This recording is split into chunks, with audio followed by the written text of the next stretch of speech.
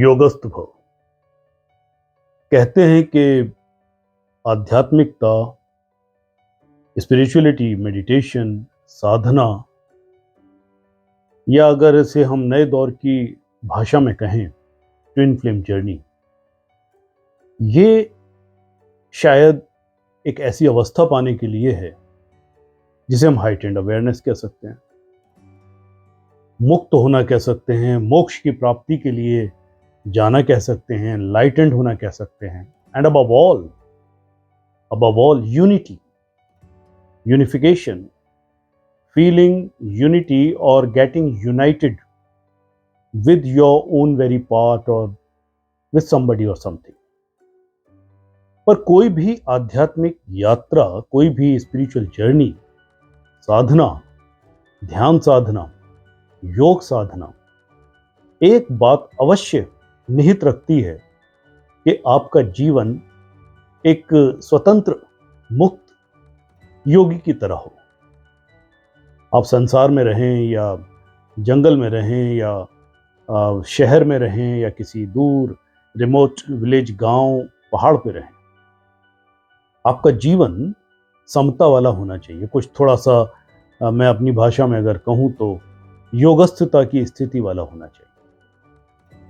कई लोग मेरे पास आते हैं इस यात्रा से संबंधित, जिसे हम ट्विन फ्लेम जर्नी कहते हैं, और पुरुष भी महिलाएं भी। तो वो कहते हैं कि सर, हम मोक्ष की प्राप्ति के लिए ये साधना कर रहे हैं, या हम वैराग्य की स्थिति में आने के लिए साधना कर रहे हैं, या हम अपने आप में पूरा कंप्लीट महसूस करने के लिए साधना कर रहे हैं। मैंने कहा अच्छी बात है, अलग अलग लोगों के विचार हैं, पर कहीं ना कहीं वो एक ही बात कर रहे हैं।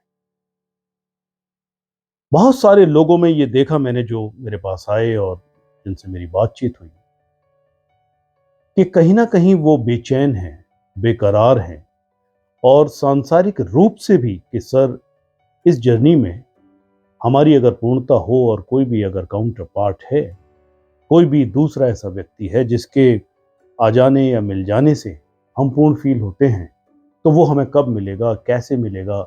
हम तमाम साधनाएं करते हैं, इनर हीलिंग्स जर्नी करते हैं, वर्क करते हैं, और भी कई चीज़ें करते हैं। ये भ्रम थोड़ा सा लोगों का हटना चाहिए। मैं सभी से ये बात कहना चाहता हूँ जो इस जर्नी पर हैं, जो ये कहते हैं कि जर्नी है, उसमें कुछ अलग तरीके से और अलग तरीके के लोग होते हैं या वगैरह, चलो ठीक है, उस पर नहीं जाते, आज नहीं जाते। पर आप एक तरफ ये कहते हो कि ये जन्म जन्म की यात्रा है, हम हमेशा से कभी साथ थे, अगर कोई हमारा काउंटर पार्ट है, और हमेशा हम आगे भी रहेंगे। और यदि हम अपने आप में भी कहीं पे अपूर्णता फील कर रहे हैं, महसूस कर रहे हैं, ये केवल भेद है, ये भेद मिटना जरूरी है, पूर्ण और अपूर्ण का। हम कभी भी अपूर्ण नहीं है, हम पूर्ण ही हैं। ओम पूर्णमद पूर्णमिदम्, हम उस ब्रह्म के अंश हैं, यानी हम पूर्ण हैं। पर ये भेद, ये हमारा वहम, या ये हमारी जो थोड़ी सी सोचने की विचित्रता है, उसके कारण हम थोड़ा भिन्न महसूस करते हैं, अलग, सेपरेट, इनकम्प्लीट महसूस करते हैं। हम है नहीं, फिर भी चलो मान लिया। तो एक तरफ जो ये कहते हैं कि वो मोक्ष उनको मिल जाए किसी तरह से, और कुछ लोग तो ये भी कहते हैं, जो इस जर्नी पे भी आते हैं वो भी और अदरवाइज भी, कि ये उनका आखिरी जन्म है।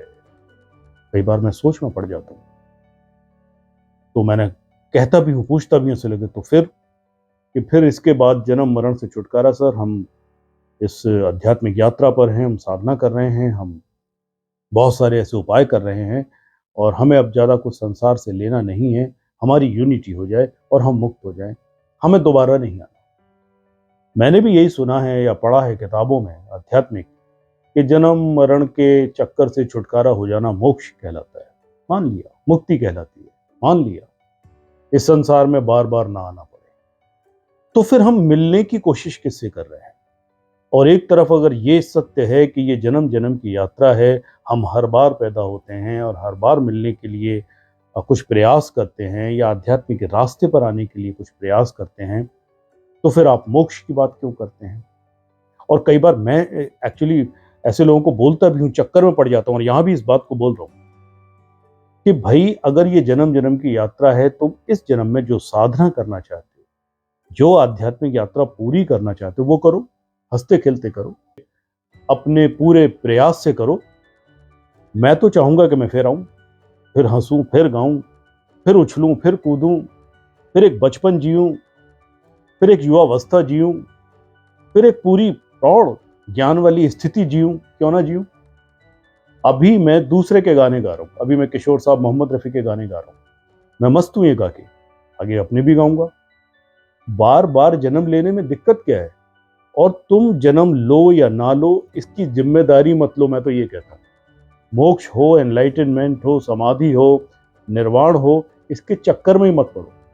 इस जीवन को, जो आपका वर्तमान जीवन है, चाहे वो आप ट्विन फ्लेम जर्नी के जरिए जिए या सिंगल फ्लेम जर्नी के जरिए जिए, या ट्विन फ्लेम जर्नी के जरिए जिए, या फिर सत्संग करें, अकेले जिए, फैमिली में जिए, समाज में जिए, कुछ भी जिए, उसमें योगस्थता हो, उसमें समता हो, उसमें सहजता हो, उसमें सरलता हो, उसमें ठहाके हो, उसमें गीत हो, उसमें संगीत हो, उसमें आपके अंदर इतनी ताकत, इतनी पोटेंशियल हो कि अपने जीवन के जो भी आपके चैलेंजेस हैं, उनका आप सामना कर सको, आप अपने आप में बने रह सको, अपने आप में स्थित प्रज्ञ होकर के खड़े रह सको।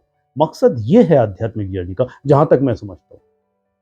पर कई लोग मुझसे सीधा सीधा पूछ लेते हैं, सर ये आपका आखिरी जन्म है या और लोग हैं? अरे भाई बता तो दिया, और लूंगा, कई बार लूंगा। हाँ, अभी मुझे फिर से जो है बिस्किट खाने हैं, फिर से नए नए नाटक करने हैं आपकी, जो इस जीवन में नहीं कर पाया, और कहीं ख्वाहिशें रह गई हैं, या तो ख्वाहिशों से परे हो जाओ, तो कहते हैं जी हम तो परे हो गए। लगता तो नहीं है, तो सोचना होगा।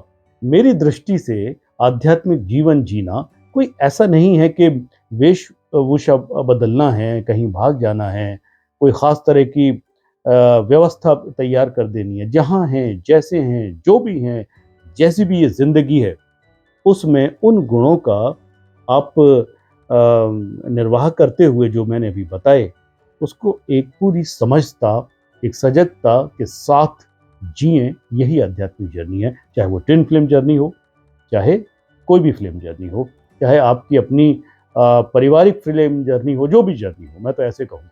तो this is all that I want to say to my students and my people, कि आध्यात्मिक जीवन को हंसते खेलते, रंग में, कई रंगों में भरते जीते हुए जिए।